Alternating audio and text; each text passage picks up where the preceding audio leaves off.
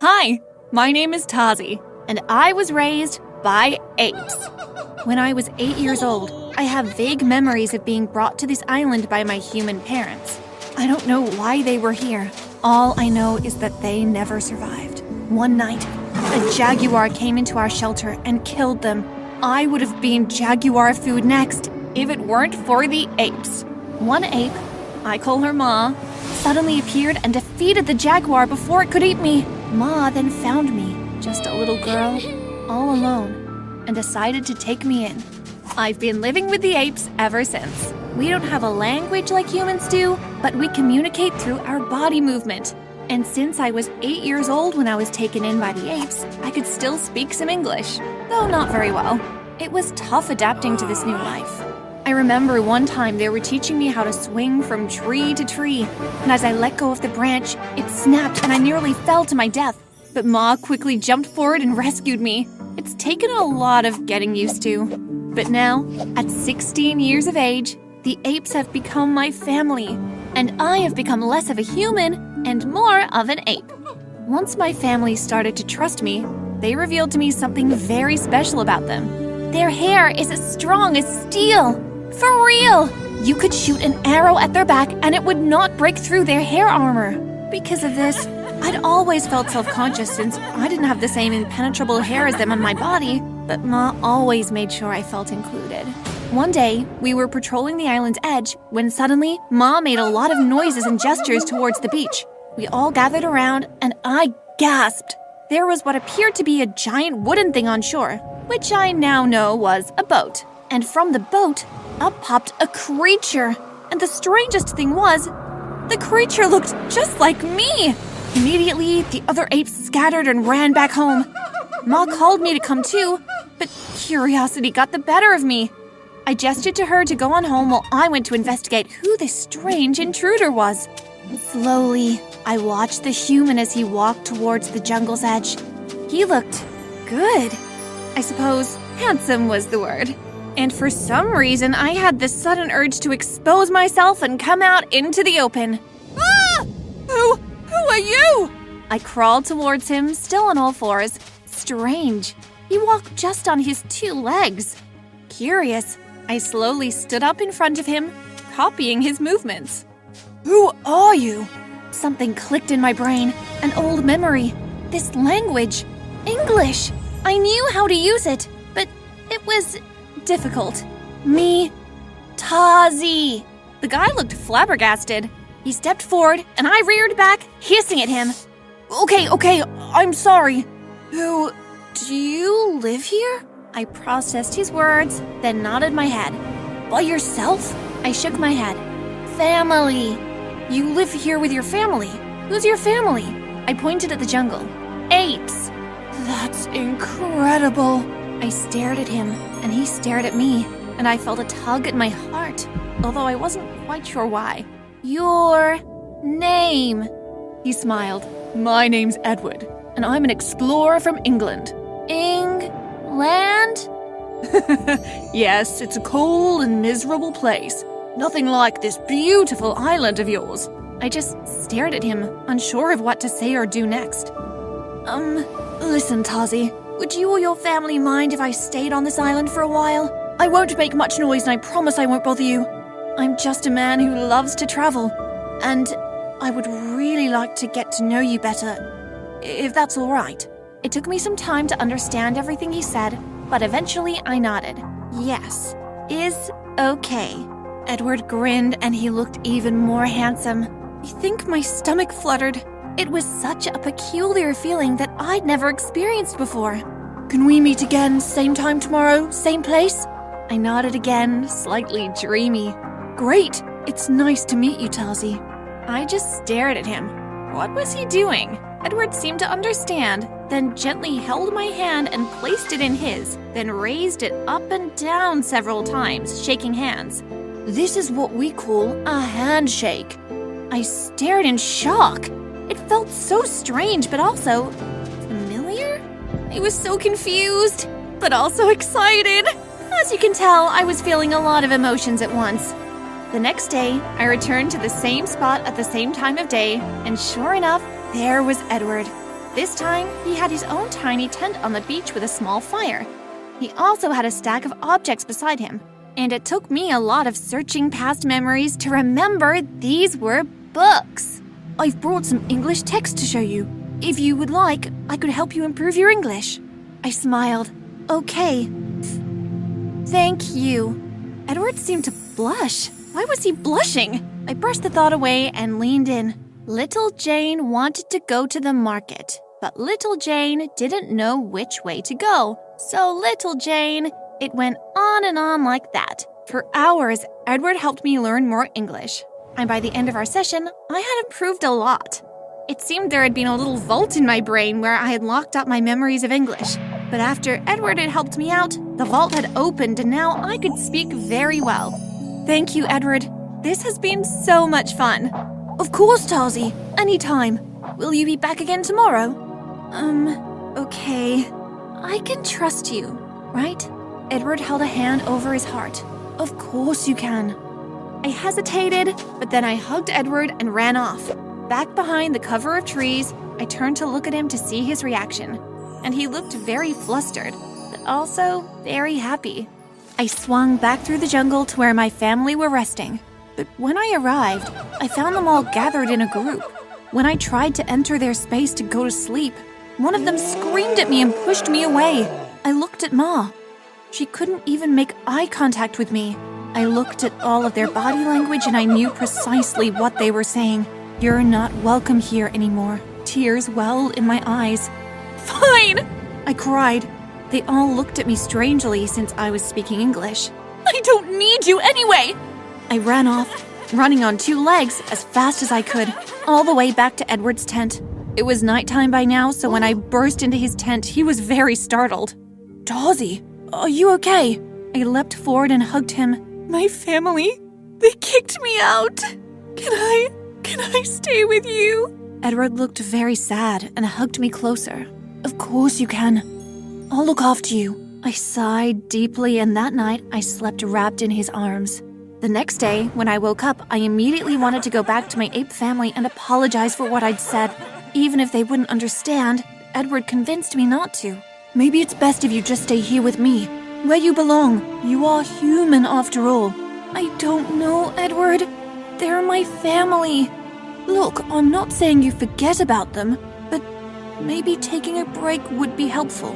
Maybe you're right. Edward held my hand softly. Of course, it's entirely your decision. I'll stay with you. I was hoping you'd say that. For many weeks, Edward and I spent every day together. We got really close, and eventually I decided to tell him the secret about my ape family.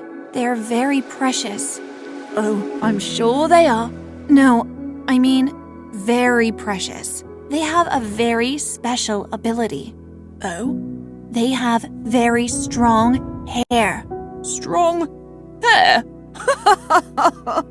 No, seriously, it's like strong as steel. Why are you laughing? It's just funny the way you said it. Strong hair.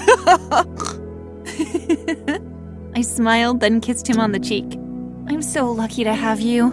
Trust me, I'm the lucky one. I was the happiest I'd ever been in my life.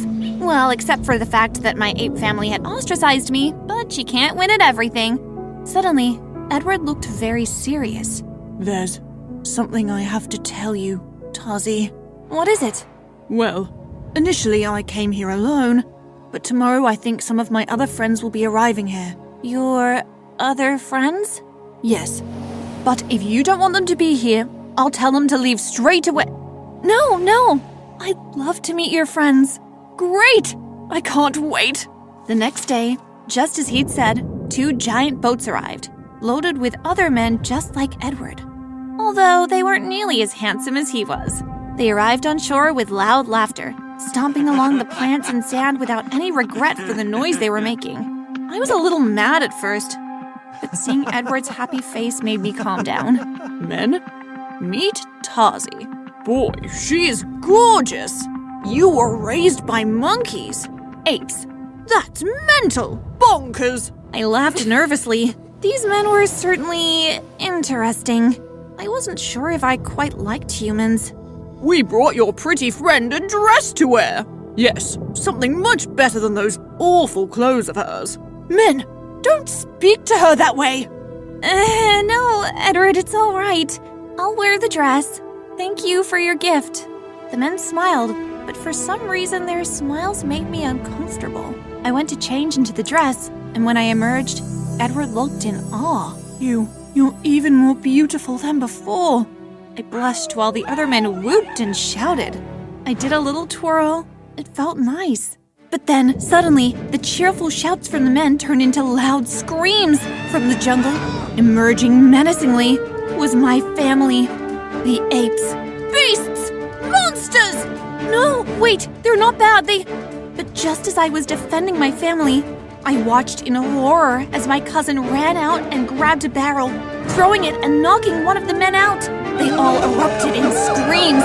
Quick! Grab a weapon! The apes attacked the humans. I knew my family was only doing this because they thought the humans were invading them, but they were wrong. It wasn't like that. Quickly, I ran in between the humans and apes. I went on all fours now, and I gestured at my family to retreat. Ma was there.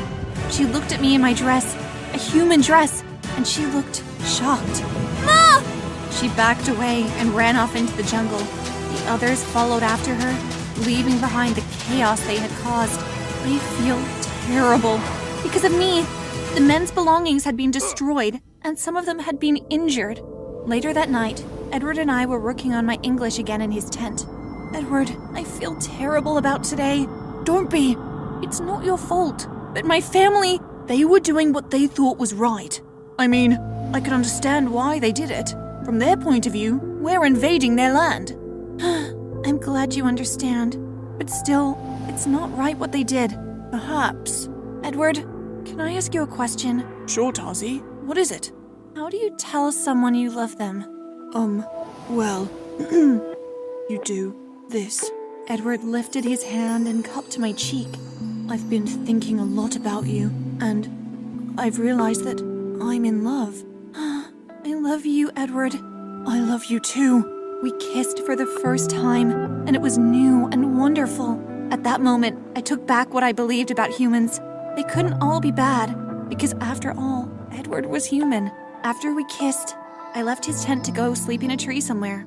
When suddenly, I heard noises coming from within the jungle. They were human voices. Curious, I snuck into the jungle, climbed a tree, and headed towards the voices. What I discovered made my mind implode with shock. Edward's friends were all gathered in a circle in hushed voices. We should do it at dawn. Agreed. We'll take the apes and lock them up. We're gonna be rich once we get them back home. Yes! And that stupid little girl has no idea we're about to steal those apes for their special strong hairs. They all broke into obnoxious laughter while I cowered in shame. How dare they? I had to tell Edward immediately. Surely he could talk some sense into his friends. I rushed back as fast as I could and made it back to Edward's tent, waking him up. Edward! Edward! Tarzy, what happened? Your friends, they said they're gonna lock my family up and bring them to England. You have to stop them, Edward. What? Yes! You'll tell them not to, won't you? I expected him to scoop me up in his arms and tell me of course he would. Everything would be all right. But he didn't. Not by any stretch of the imagination. Are you ready? Edward was speaking to someone behind me. I turned to find the other men at the tent's entrance. Yes, boss. Good. Sorry, kid. You were right to live with the apes. Us humans, we're not very good creatures. He jerked his head at the men. Lock her up! What? No! Edward! Edward ignored my screams as the men dragged me into a cage and locked me inside. I pushed desperately, trying to break the bars, but to no avail. How could you do this to me, Edward? It's not personal, Tarzy. Just business. Edward left me behind without another word. I broke down into tears, feeling great agony in my soul. It felt like my heart was literally breaking in two. The next morning when I woke up, my eyes puffy from crying, I cried out in horror to find my family locked up in tiny cages all around the camp. The men, meanwhile, were laughing at the poor, innocent creatures as they tried to break free. But just like me, they were trapped. Edward! Let them go! Edward glanced at me. Please, Edward, I'll do anything. You know, it's a shame, Tarzy. You're so beautiful. You would have made a nice wife. Yes, I will be your wife. I will do as you say. Whatever you want, I will do it. Edward walked closer, intrigued. Just let them go, and I will do as you say. And maybe we can... Just as Edward leaned forward, I reached through the bars and grabbed his collar. I yanked him hard against the cage, knocking him out, then grabbed the keys at his belt. Humans could be so stupid sometimes. Had he really fallen for that trap? I quickly unlocked my cage and stepped out. Finally, freedom! She's out! Tazi's out! The men all swarmed around me in a panic when they noticed I had escaped. I cracked my neck, rolled my joints, and squatted down on all fours like the true ape that I was. Men, I readied myself. This may hurt. I pounced at them, knocking down one, then the other like flies. They didn't stand a chance against me. This was my island, my terrain. I had grown up here my entire life, while they were mere invaders. I fought them all off, and finally I knocked out the last man. He went crashing into the sand like an empty sack of potatoes. I turned to my family, all locked up. I quickly unlocked all of their cages with the keys I'd stolen, and we gathered together and embraced. I'd missed them so much, and it seemed they had finally accepted me back as well.